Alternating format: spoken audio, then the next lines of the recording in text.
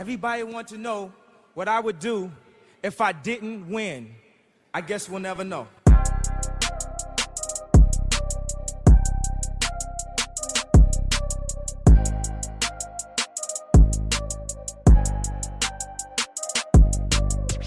Imagine making a difference. No, imagine being the difference. The difference between I can't and I can, or I won't and I will. The reason someone chooses to wake up and strive for greatness. In life, it can feel like everything is working against you. Let's defy all odds and break generational curses. This is Overstepping Poverty with Daquan and Zacchaeus. Welcome back to Overstepping Poverty, the podcast that provides you with tips, tricks, and hacks in overstepping poverty. My name is Daquan Brooks, and I'm here with my co-host Zacchaeus Shaw. How you doing, Zacchaeus? I'm doing good today, brother. How are you doing, my friend? I'm doing good. I'm doing very, very well. Yeah. It's been hot out. It's been very, very hot, so I've been able to enjoy the weather. I've been doing a lot of golfing. My wife and I, we started taking golf lessons and whatnot. So the first time she actually got out there, she actually almost beat me. And it's not saying that I'm bad, but she's talented. She's that good. Okay. And that's what I'm going to keep telling people at least. Right. So, yep. So shout out to Megan. Seriously, I mean, we got to like the 6th, 7th hole and she's down like one stroke. And I'm just like, all right, I think we should find you a different sport. Right. This is my sport. I don't want to lose. Shout out to Megan. Yes. No, that's awesome, man.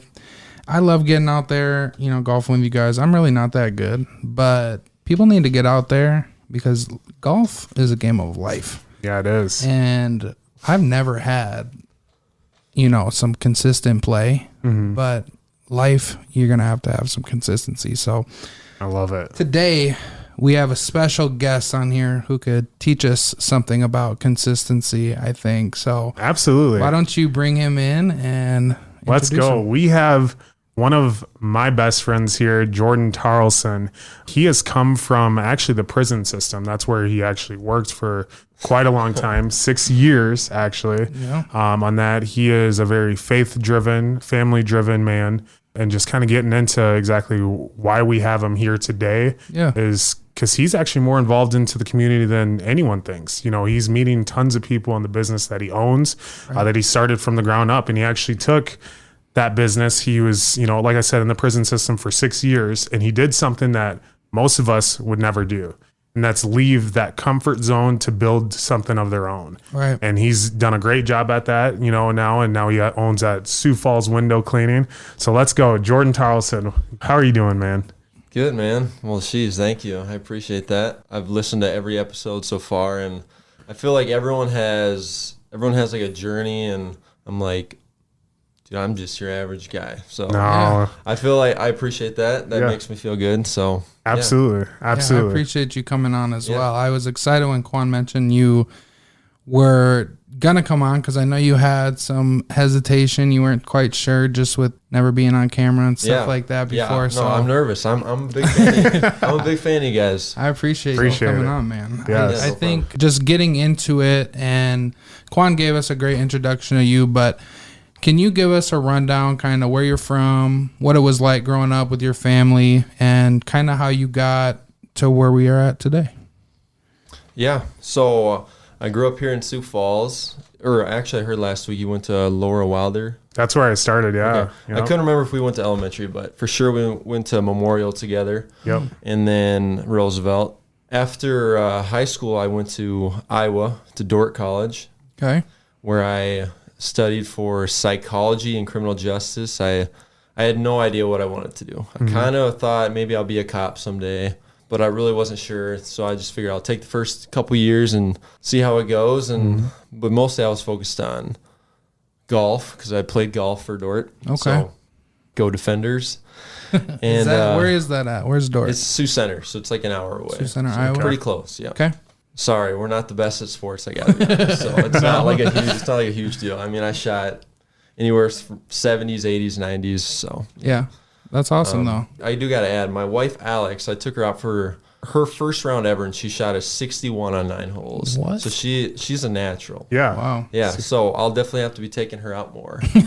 I think she's maybe your partner. Yeah, I think maybe We'll have to do a little exactly. Yep. little couples duel or something. Yep. I'm in for that. Absolutely. I That'd am. be fun. You kind of mentioned growing up, and we might have actually went to the same elementary school, because I actually went to 3 elementary schools. I went to Laura Wilder, I went to JFK, and I went See, to I Oscar thought Howe. you did. Yeah, I went to JFK. So Yep. I kind of thought that I knew you from there too, but Yep. So what grades were you? Honestly, I couldn't even tell you, because I bounced around so much there. I was a bad kid. You know, there were times where the teachers were just like, all right, I just don't think he can be here anymore. And if it wasn't the teachers, it was my parents, you know, who pulled me out as well. So I was a good kid, and then Taylor, our buddy Taylor, he got me in trouble.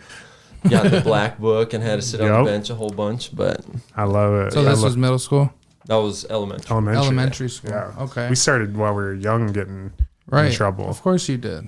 Yeah, I mean, I was a pretty good kid. So do you have siblings? What was it like growing up with your family? Yeah, so I have an older brother, 2 years older than me, and then a sister. She's 3 or 4 years younger than me. Okay. Really close knit family. I mean, super blessed. My parents have been married for 33 years or something. That's awesome. 34 years. So we owe it, like DeQuan said, faith has always been number one for me, and kind of drives everything that I do. It's like, if I have a decision to make, I'll pray about it and just ask for wisdom. So that's always been number one.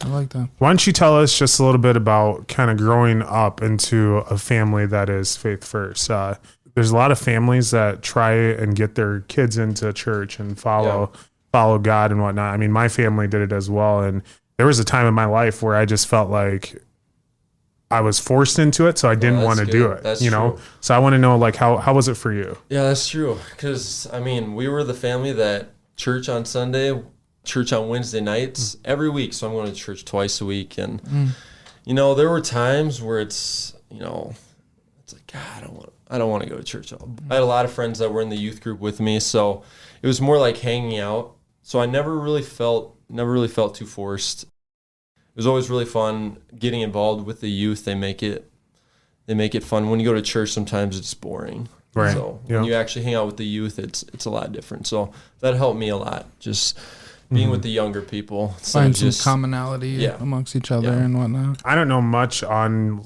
your brother and your sister. How are they very faith driven still as well? Okay. Yeah, they're both married, and my brother has a daughter, and I've been really blessed to just be surrounded by people that are very involved in their faith and supportive, and we can pray for each other. So, yeah. I love that. What has that done for you? Because I know one of my roommates I actually had all 4 years of college, he's very faith driven as well. For him, I know going to school, going to college, it was hard for him to be as present, I guess, with going to church every Sunday and those types of things. Did you ever have a time where you felt yourself getting away from your faith and had to reel it back in? Or, you know, have you ever had any of those type of struggles? So I guess the closest thing I can think of is when you, like, for instance, I would go off to church camp in the summer, and you get on fire for God, and you come back and it's like, all right, now I got to go to work, I got to go to school, and I'm not feeling it. Like, I'm not happy. If I do start maybe getting away from my faith, or I start relying on myself, something will happen. And I'll be like, all right, God, thank you. I needed that just to kind of get me back on track. And also when things are going really well too, something will happen, and it's like, all right, well, I'm starting to think that I'm giving myself credit for that. Right. It's a lot about not relying just solely on yourself. It's bigger than us is really kind of One thing that's really huge, just being surrounded by people of faith, is sometimes we don't know how we can help people. So just having someone around you that can even say, hey, I'm praying for you. Like, they may not know what you're going through or how to help you, but even something as small as, hey, I'm praying for you, it shows that they care, and it shows, you know, that maybe they can't help you, but God can help you. Right. So that's, it's just like a peace of mind. Yeah. Right. It's really powerful. Absolutely. So let's fast forward here. You said you went to Dort College there, and that's actually where you met your wife, right? Yep. Why don't you tell me about that experience? And Yeah, I was a complete nerd in high school. I played way too many video games and never talked to girls. I mean, kind of had like little flings here and there, but never anything serious. And Right. so I went to college thinking, okay, I'm gonna play golf. I'm gonna try to take college seriously. And then, no joke, the first day of college, I met my wife. Wow. And we were friends. She actually had a boyfriend at the time, so I didn't think anything of it. But after a few weeks or whatever, we became really close friends, and we started dating that fall. And then we got married after our sophomore year. So Okay. During college. yeah. So Okay. this summer will be 9 years. Wow. Congratulations. That's yeah, awesome. it's Shout out crazy. to you and Alex. Yeah. I love that. So once I got married, I started taking school very seriously. It's like, all right, now I got to actually figure out what I want to do. I was still pretty interested in maybe being a police officer. I wanted to come back to Sioux Falls. That was kind of my goal at the time. My grades went from like maybe a 2.5 GPA my first 2 years, and then get married, and all of a sudden I have like a 3.6, 3.7. It's like, crazy. so she really helped me a lot. Motivation. Yep. Yeah. Priorities, like you said. Once we graduated, came back to Sioux Falls, she got a job at Dakota.Jordan, which is now Xperity. And I got a job at the prison right away, kind of as a backup plan until I could get hired on at Sioux Falls PD. Well, I didn't get on at Sioux Falls PD, and I was like, what the heck? Like, my plan, this is like, it's all falling through. Like, What happened? they didn't want to hire me, and I was like, what's wrong with me? Like, Right. like all of a sudden it's like just a reality check. So Dang. what I did was I was like, all right, I'm going to try to make the best of the prison. I have a degree in psychology, so I can, they have a mental health program there. There's obviously a lot of mental health issues at the prison. Right. I was thinking maybe I can transition into a role there. It's a weird concept because I was like miserable at the prison, but I like was comfortable at the same time. Right. I don't know if I kept lying to myself, like, yeah, I'm going to get into this program, and then, but the reality of it was a safe job, or not safe. I mean, obviously it's dangerous, but like good benefits. Right. And I know what to expect. I had a pretty good position there, so it didn't pay worth crap, and the pay has gotten better there. So I don't know why I stayed so long. It's really confusing, but I would come home every day and I would complain to my wife at supper. Like, our entire supper would be me just venting about work. Right. And so that's when she's like, all right, we got to do something. We got to figure out what kind of education you're going to get, what kind of job you want, or else we just got to start a business. Yep. So we started going through ideas like, all right, do I want to do lawn care, something easy to start up? Right. And she met with a friend, and my wife was like, let's maybe try window cleaning. I was like, window cleaners, like, I mean, that's like, I felt like that's low level. Like, I went to college. I'm not a window cleaner. Right. I like, and that's very judgmental, but that's how I felt. And so I Right. was like, I can't do that. And she was like, no, you're not going to stay at the prison. You got to try something. Yeah. So I started cleaning some windows, and I was like, hey, this is actually really satisfying. I love like going from dirty to super clean, and Right. Yep. it made people so happy. I started cleaning windows for some family and just practicing in it, like the difference it made and how happy it made people. And then it's like, okay, well, I can make this much doing this. Yep. And then all of a sudden, just like, I started getting customers, like people, like just a family member would, hey, my cousin also wants you to clean their window. And like, it just, Dang. it just exploded. By the way, I got to give a shout out to Daquan. Dude, Daquan has probably got me like, not only direct referrals, but like referrals from referrals. It's insane how it just trees out, and it's like Man. probably 30, 40 customers. So I really appreciate you, Daquan. Absolutely. That's awesome, Yeah, man. no, it's insane how it just starts spreading. Right. So yeah, so after probably a year and a half, which is right when I had my son too. Okay. After a year, When you started the business is when you were first having your child? no, so sorry, let me backtrack a little bit. I started doing this while I was still at the prison. Okay. So I did this for a year and a half while I was still there. Wow. And then my son was born, and then that's when I finally had enough clientele to make it full time. Right. So my son was born. I left the prison, and then I've been doing this like a year and a half or so, just full time. Well, your LLC says May 25th, 2021. So yeah, over 2 years. This is my third. This is my third summer, so it always feels like 3 years. So yeah, oh, I just got over you. 2 years. I got you. No, that's awesome, man. Yep. I love that. I was like in the prison. I was not focused on the prison at all. I'll be honest. I like brought a squeegee into the prison. I was cleaning windows and would like squeegee the windows and wow. Like, yeah, I was practicing it. So yeah, but that's I love crazy. that, yeah. What was it that finally, like, I know you and your wife were talking, but was there like an aha moment where you changed your mind on obviously you changed your mind on becoming a window cleaner?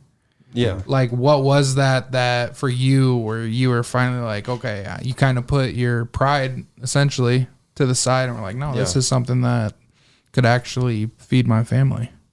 Yeah, I mean, I think it was when I started getting those secondary referrals. And it's like people, I'm not even doing the advertising. It's literally just my customers. Right. Doing, Word of mouth. And it's like, okay, so, thinking about if I can get this many customers a week, that can replace my prison, my prison pay.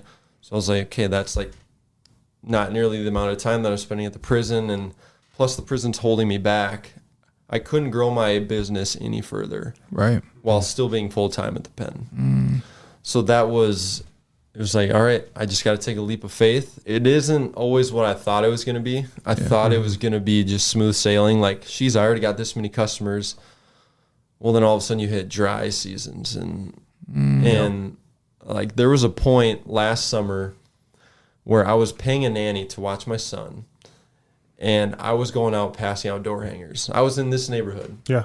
Like I had no work in sight, not even a job down the road. And I was going, and I'm not a salesman. And I was going door to door, passing out door hangers, and just like that's it. Those are the trenches, and like I have like PTSD from those moments. Really, like, it's crazy. Like were people open to conversating with you? I mean, I was doing it during the day, so not a lot of people were home. But the people that I did talk to, I didn't want to be super salesy. So I just kind of like, hey, here's a door hanger. Here's a price for you if you want it. You can talk about it with your family, and then because I didn't want to come off super salesman because I hate salesmen. Right. Like, when someone comes to my door, I don't answer the door. Right. I can't stand it.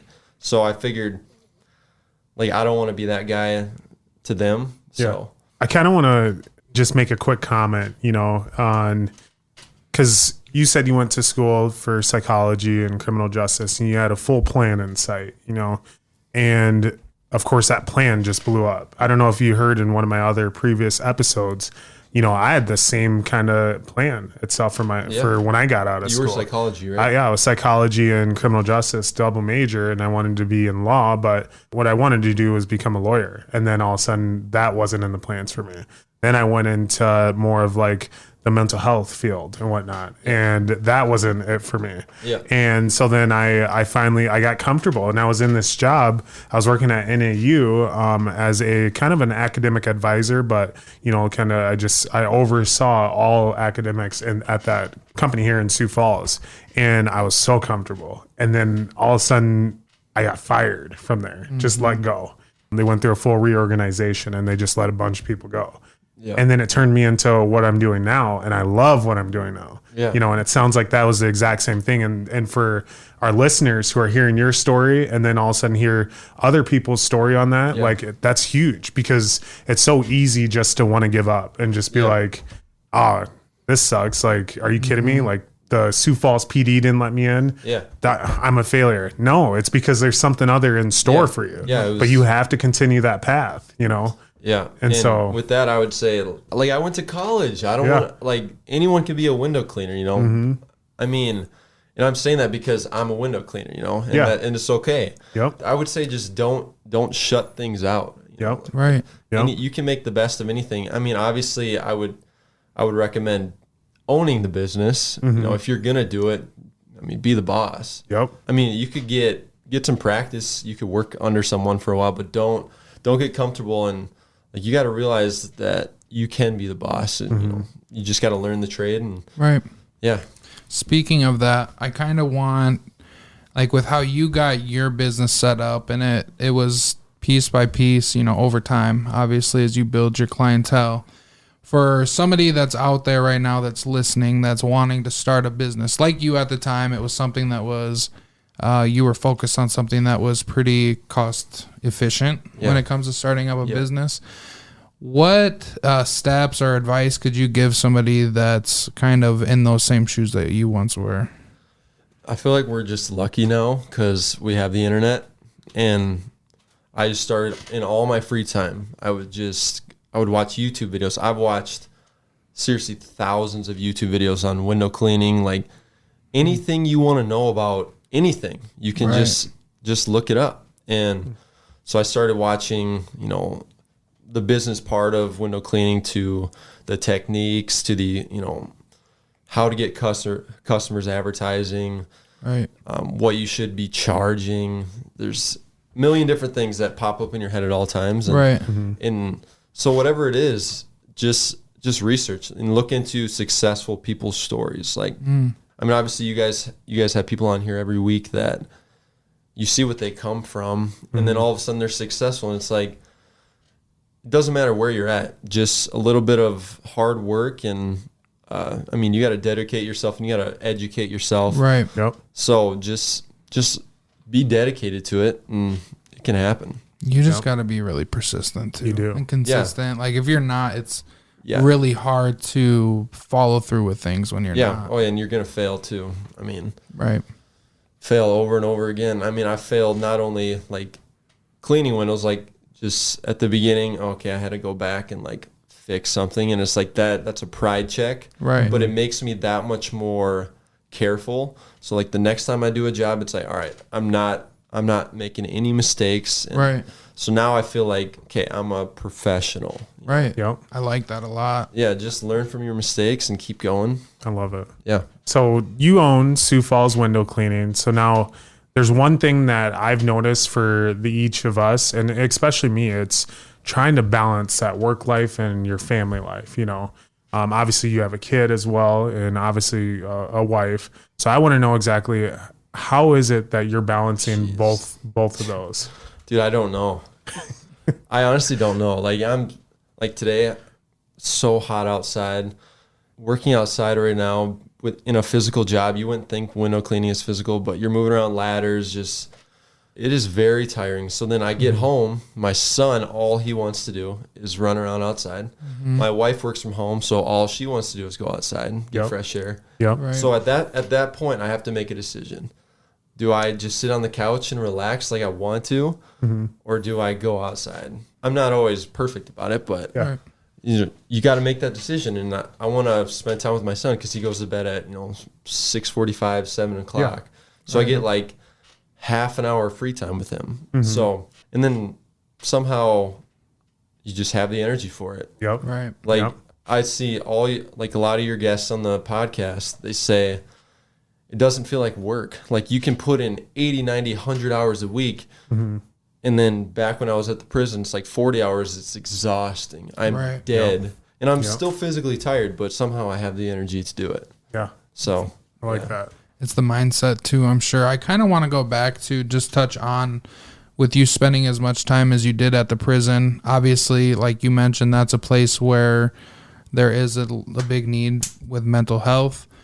Is there anything, as you look back from your perspective, that could be implemented to make it a better place when it comes to mental health? I know it's prison, but at the same time, it should be, focus on rehabilitating. So it's really tough because you have so many different just levels of mental health issues. Like there are obviously some inmates that it almost feels like they shouldn't be in prison. Right. Like they need to be in a psych hospital. Sure.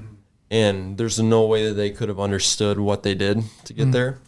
And then you have people that manipulate the system. They can get away with passing by as mental health, right? But you know that all of a sudden you see them talking to their friend and they're kind of normal. Right. So it's like, it's just, we have to implement these rules there and policies that kind of make it fair for everyone, but it's not catered to each right. individual person. I don't know how you do it. That's a huge process, and I'm kind of glad that I don't have to do that. Right. Mm-hmm.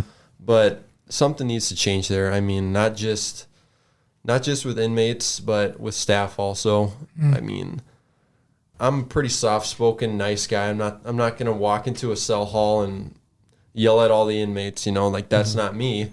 There are officers that do that though. Right. Mm-hmm. And everyone has their own style, but there's a lot of abuse of power there. Like if you try to help an inmate, like I was known as the nice officer. Like Taylor Hieronymus will make fun of me for that. Just because like someone needs something pretty basic, I'm going to help them. I'm going to help them get that. Right. And when you do that, you get made fun of. So it's almost by like your coworkers. By your coworkers. So I don't want to talk bad about the prison. That's not the goal of this. No. That job is so tough, and you need people that are going to like have authority. Right. And you need to do that to, set the precedent that, hey, we're in charge. Right. Yep. So you need all that, but at the same time, a lot of inmates can't get the help that they need. Right. Okay. So it's really tough. I don't know how to make it better. Yeah, it's a big task, that's for sure. I just, with you mentioning that mental health was something that you had maybe thought about, I wasn't sure if there was an avenue that you had thought where. I think over time, I got turned away from it, which is kind of why I felt okay with not pursuing the PD, because just being in the system and seeing all the negativity, that's just not me. Some people can handle that, and I'm a happy person. I want to make people happy. And it's like these people are going through the worst times in their life. Yeah. So, and then obviously when you're a police officer, you get to interact with the community, but it's very heavy too, and you take a lot home. So I just felt like, I don't think I want to make that sacrifice. A lot of people do, and it's amazing that they do that. When we got out of college, we worked at a residential treatment facility, which is near the prison. And not quite a prison, but it definitely, the doors were locked. Couldn't get into the bathroom if you wanted to unless we come unlock it. The bedrooms don't have doors on them. They couldn't have hard pencils. Everything was very institutionalized. Yeah. You know what I mean? And for them, a lot of it, people are affected by the people that they have around them, obviously, and just having a positive influence. There was a lot of people that I felt like we did come in and help and make a difference in their life, but it's often that you see as soon as they go back to their family or as soon as they're back into their environment around the people on the pod, it can feel like everything that you've worked with them on kind of just goes out the window, which is really tough, and it's really hard. But you're right, the people that do it are very important, because somebody does need to be there and helping these people, but it's tough. You do bring a lot home. You do. At times it became mentally and just physically exhausting. And it's not even the fact that you were there and you physically didn't see like you were helping people out sometimes, because you had spurts that you felt like you were helping someone. Yep. And then you had the spurts where it was on the down, like you're on the low, where you're like, gosh, I feel like I did everything to help this person. Right. But the real physical, like exhausting thing is seeing them go home and then they would lose that structure, because not a lot of people know that, but when your real structure that you're finding out it's by the people that you're at every single day. And so noticing that they weren't pouring into them like as much as we were, and like these weren't even our kids, like seeing that wasn't happening. And sometimes it's because they too went through the same thing and they didn't know exactly what that structure was. And so I think, like you had mentioned there, it's education. We need to educate these individuals as much as we can and the people that they're surrounding themselves with, so then they can become better for themselves, you know. But that's where I see a lot of that lacks in the prison system. I see it lacks in any mental health system, residential treatment system itself there. That's where it kind of had me move from what I was doing. I lost the love of it because I just felt like I wasn't doing enough, and that's tough. That's a tough thing to bring home, so. For sure. I mean, my sister, she's doing it right now, and I talked to her last week. She showed me on FaceTime. She had a big mark on her arm from kids biting her, you know, and it's like, you really do have to worry when you go into those positions. Yeah. For your life. For your life. Yep. Seriously. For sure. And even when you're working with kids. So shout out to those people. Give them some grace. Because it is tough, and they go through a lot, especially mentally as well. So, we all have different battles that we're dealing with. So, like I said, give some grace on that. So, for sure. I want to go through another question with you here. Just because I noticed with a lot of business owners over the past couple of years, they have run into many challenges, whether it's COVID, whether it's just like income, not having enough, not making enough money. What are some of the biggest challenges that you face so far as a business owner, and how have you overcome those? I mean, if you want to talk about economy, I do feel like it was a tough time to start a business, because when things are tough, you have to focus on what you can afford, and window cleaning is not number one.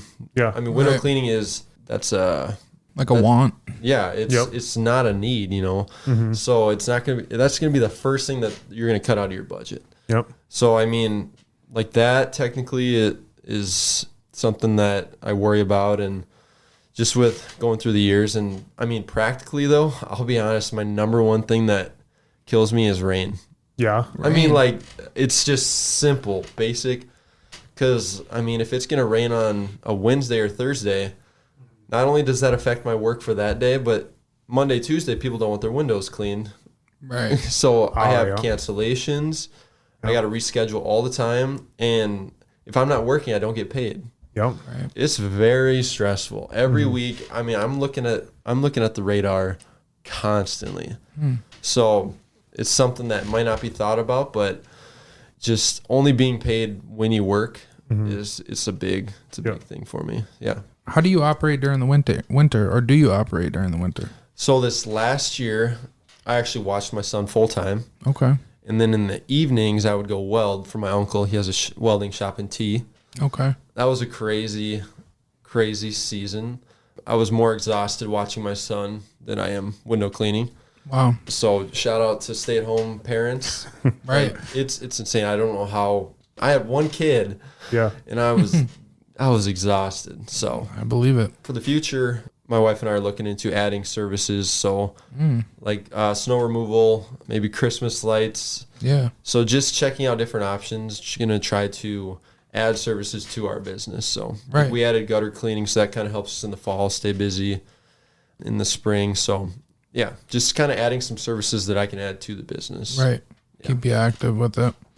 I like it. So my next question for you, Jordan, is every single person that we have on here, we ask them one main question. I mean, you're on overstepping poverty, and I want to know exactly when you hear that, overstepping poverty, what does that mean to you? Yeah, so I feel like poverty, the definition is going to be so different for everybody. Some people, it is literally financially poverty, and for a lot of people, it's going to be just a mindset, I know you know this about me. I am very cheap with my money, and I know it's frustrating to be friends with a cheap person. It's like, oh, yeah, you still owe me $1.87, It's like... I need that. It's like counting every penny, So that right there drives me to get to a point where I don't have a mindset of like, all right, it's not like I need to be rich or anything, but I don't want to be imprisoned by thinking about money all the time. My wife yells at me about this because she's like, we were doing completely fine, and like there's nothing to worry about. And so anyways, overstepping poverty for me would be, I want to get to the end of my life. It doesn't matter. Obviously you want to pass down money to your kids. And that's a goal of mine. But the main thing is just to be able to uphold your values, uphold relationships, and not have to worry about the finances. Okay. Right. And just doing whatever you need to do to get there. You can have 2-3 million in the bank, but all of a sudden you want to take your kids on a trip and when you get there, you're not going to have anything in common with your grandkids, you know, because you don't spend time with them. Right. So, and they view that as like, all right, he's just trying to buy our affection with taking us on a trip. Like, I would like to do that too, obviously. Yeah. But being able to actually have a relationship and still not have to be worried about money all the time, that's, I mean, that's it for me. I like that. I do as well. I have to ask, with you being cheap, where does that come from? It comes from the Taralson family, like my dad's side of the family, for sure. Yeah. So if anyone watches, you know. If you know, you know. Yeah, I mean, if you're a Taralson, it's just, if you're at a buffet, I mean, you see things like pouring food into purses, like you're taking advantage of. Where does your family on the Taralson side come from? They're Norwegian. So, okay. But all the Taralsons, like my dad has 6 siblings, so there's 7 of them, and they pretty much all live in Fargo, North Dakota. Okay. Yeah. So I would say the way I grew up, we were focused on money, but it wasn't so much growing your money, it was more just protecting it. So instead of finding ways to like, hey, how can we make so much money that we don't have to worry about it, it was more like, all right, we do got this little bit of money, let's not spend it. Right. Let's find ways to just keep this money. I mean, what's the point of that? Money has no value, really. It's what you do with it. That's a bar. I mean, it's been my whole life like that, and I'm really trying to get out of it. And you know, almost 30 years old, I'm still struggling to get out of it. So it's just trying to break that habit. You'll get Well, that, I think brother. you kind of already started breaking that habit because you invested into yourself to make this business. Yeah. You know, you put a big risk. My wife is pushing me though. Yeah. I just want you to know, like, That's good. That's what you need, though. I needed it. I would say I've struggled with, not like in faith relationships, but like commitment. Like with starting the business, within the first month, my wife was like, all right, we got to do this. We had a website, you know, got the LLC, made a logo. Like she was pushing this the whole time. So, I mean, and those things cost money, and you don't even know if you're going to be a successful business. Yep. Right. And you're putting down and so that was a huge motivator for me.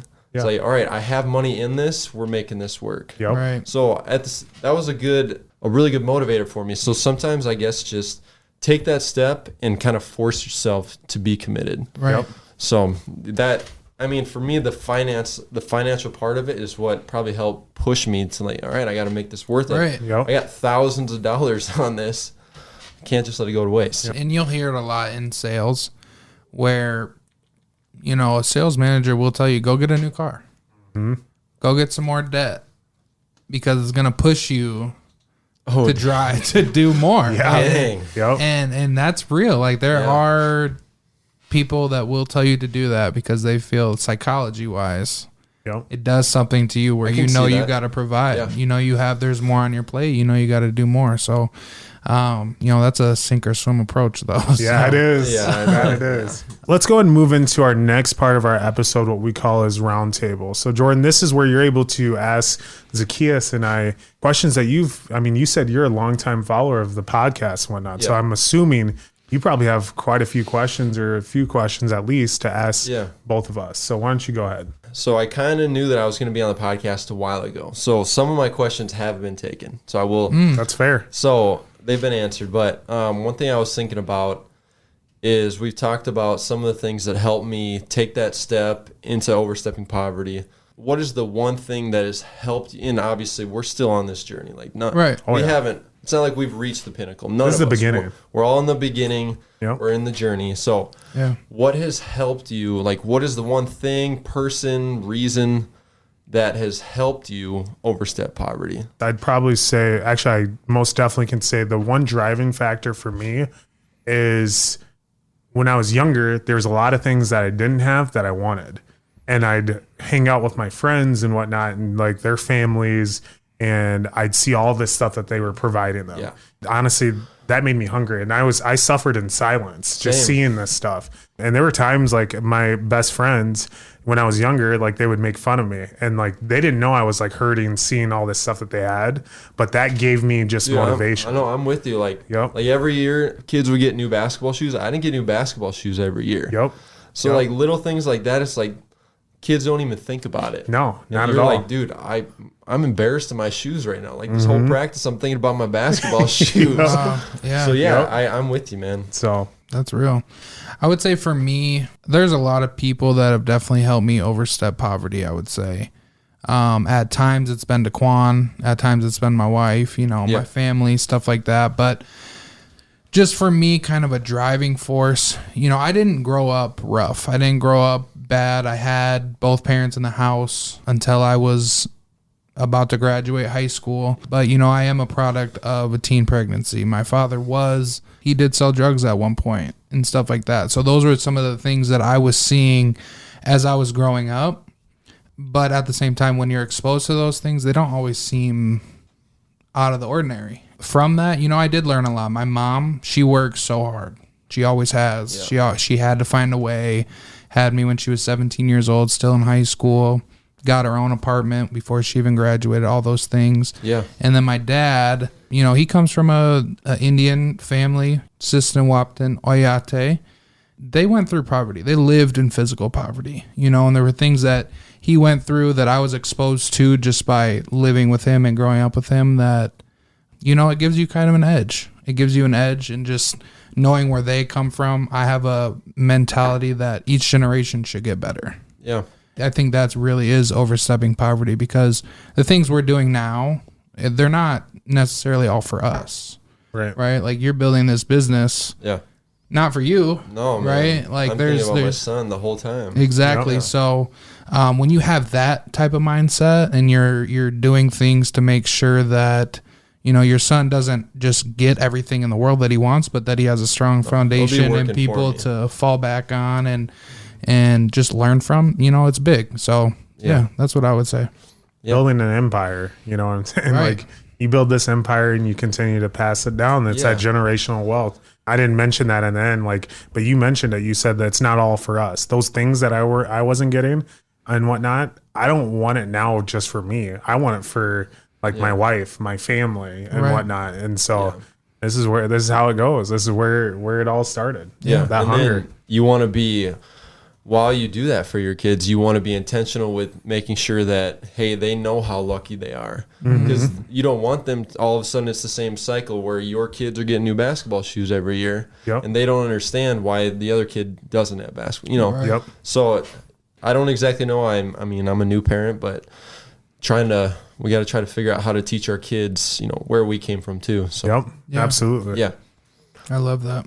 I do have a second question. Absolutely. Who you got? Jordan or LeBron? I'm going LeBron. Easy. I'm going LeBron. You're going LeBron? I'm going LeBron. Oh, no way. Yeah. Okay, I wasn't. Are you LeBron? No. Jordan. No, but it depends what you're looking at. If you're looking at, well, you know what, even career, it's tough. At this point, LeBron's like, what you going to say now? No, I agree. Other than the championships, right? Yeah. Like when it comes down to LeBron, people want to look at a whole picture, right? If we want to look at an entire picture on who a person is, easily LeBron. Yeah, the more he plays, I agree. It is harder to make it as clear of a debate. Mm-hmm. What I base it off of is just watching. Man, you just watch some Michael Jordan games. Yeah. Yeah. And I'm telling you, you can say the competition is different. You have a lot more talent now. People are bigger. Yeah. But, dude, the dude was different. He's a dog. Different. He's a dog. So, I was not expecting you both to say LeBron. Yeah. That's crazy. I would say, honestly, when it comes to Jordan, I think when it's somebody, the game's on the line, I want Jordan. Yeah.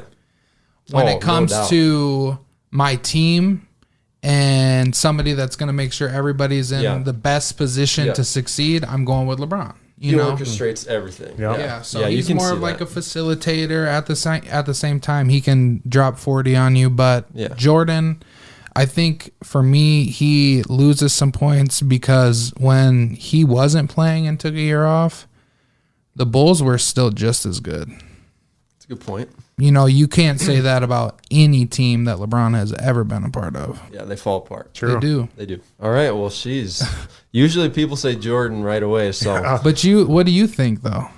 What would you say? You said you would say Jordan. I'm talking prime. I can't say one-on-one, but Jordan leading a team in his prime, absolute prime.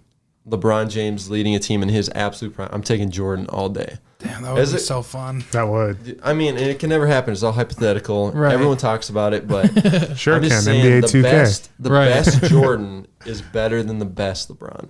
Damn. You could say LeBron has a better career, especially playing till he's almost 40. But That's a fair opinion. yeah, Absolutely. I like it. Daquan's always been a brawny. Oh, yeah. I got his jerseys. I didn't know that. I got his I high school recently came around jersey, to it. his Cleveland jerseys know in that. my closet. I got some jerseys in my closet. Yeah. That's funny. All right. Do you have any other questions for us? I think that's it. Okay. Well, then let's go ahead and move into our next part of our episode where we actually want you to give us and pretty much yourself, your 15, 16-year-old you, 5 tips, tricks, and hacks on how to overstep poverty. Yeah, so thinking about this, some of them are super practical. Like I said, I played way too many video games. I mean, and I've been guilty of that in my 20s too. I started playing a couple years ago again and slowed down now. But so, man, just wasted so much of my life. Like if you went on Modern Warfare 2, you know how it shows you how many days, hours. It's not good. I've wasted my life playing that. So stop playing so many video games. Just it messes you up socially. Like I was choosing video games over my friends, so I missed out on a lot of good times with friends, and I mean, it probably kept me out of trouble, but overall it was a waste of time. So That's crazy. and then like kind of with that, it messes with you socially too. Yep. So that made me super self-conscious in high school. All of a sudden it's like I'm sitting in class and I'm anxious and just not knowing how to talk to people and being worried what people think all the time. So just that was another waste of energy and time, Missed out on opportunities. It's like, okay, I want to do this. This would be really good for me, but I'm like too nervous to go. Right. So just stop caring what people think. Yep. Sometimes people tell you, oh, you wouldn't be good at that, Right. That literally means nothing. Like whatever you want to do, you seriously can do it. Just you got to push yourself and believe in yourself. Yep. So, Right. value relationships. I can honestly say now I try to be intentional about spending time with my grandparents. I was really fortunate to never have any grandparents die until a few years ago. And then boom, boom, boom, boom. Like, Wow. me and my wife's grandpas, we had 4 grandpas die in like a year and a half. Wow. And it was just, and my wife was pregnant at the time. So our son never got to meet any of those grandparents, Wow. So Yeah. just like being intentional with spending time with people is huge. Just like with your friends, like you said, we have a friend that lives down in Omaha, and it's like, hey, if we want to be friends, we need to, because, we would hang out by playing Call of Duty, which we all played some Call of Duty back in the day Yep. together. And, but that can't be the only way that you spend time with each other. You got to get together, hang out. Yep. So prove your friendship, So just valuing that. Man, at 16, I did not take my education seriously. So, you grow up, people ask you as a kid, oh, what do you want to be when you grow up? You hear that your entire life and you just become numb to it, Yeah. Right. I never really thought about it too much because it's like, oh, I want to be a NBA player. Right. Okay, I mean, like, I'm not going to be an NBA player, So at some point, I don't know how you don't want to just bombard your kids with that, because then all of a sudden they don't really care about it. Yeah. So at 16, if I could say, hey, seriously, this is the time to start focusing, figure out what you like, and don't waste time, because your 20s go fast. I mean, we just graduated. Now all of a sudden, did you graduate in 2012? Yep. And now, I mean, we're 11 Damn, years. We're almost 30. That's Dude, crazy. We're turning 30 this year, or next year. So, Yep. man, don't waste time, and it's so valuable. And and other people say this, everything happens for a reason. Like, I don't regret anything happening. I don't regret playing Call of Duty, all that, because I'm here today. Right. I would want my life to be the exact same. I was going to just challenge you and say, would you though? Would Want your life the exact same? Is there anything that you would change? I tell this to my wife. I would want to start the business right when I got out of college. I mean, I don't know how that could happen, though. I think I had to kind of go through the prison career for a while to realize, like, hey, maybe this isn't for me. Because I think if I would have started that business right away, I would have always clung on to, like, hey, gosh, this is what I was meant to do. Right. I had to go through that to be like, no, that wasn't for me. So, I mean, no, I wouldn't want anything to change, but I like it. Yeah, I like it. And then one more, I guess, is just be bold and speak your voice. And so that goes with not caring what people think, I guess. But like with my faith, like if something that I disagree with, I just sit back and it's like, all right, I don't want to offend anybody. You could change someone's mind completely just by speaking your voice, because other people speak their voice, and it's just a voice, just like yours. Yeah. So people believe what they say. So you gotta get your opinion out there and share what you believe. So I like that too. It goes back to what we've talked about in the past. It's about the delivery, right? Like when you are in a situation where people are voicing their opinions, it depends on how you deliver it to them, on how they're going to accept it. I mean, you can have very good conversation with somebody that you're on the complete opposite side of if you're being respectful and open to others' opinions and sharing yours. It's a huge like rabbit hole that we could go down to, but with religion, you got to be so careful because people are very defensive about their faith. You know, you meet people that are fire and brimstone, you're going to hell. Like that is not saving anybody. Right. You know? So your delivery is huge, and trying to figure out, okay, how can I relate to this person? You know, show them vulnerability like you guys talk about. Yeah. And say, hey, this is what I've gone through and this is why I believe what I believe. And it's tough. I mean, because people are very set in their ways. I'm set in my ways. Right. You know, I'm not just going to take what you say just right away. You're going to have to convince me. So right. Yeah. Yeah. I love it. All right. Well, Jordan, thank you so much for, I mean, you really...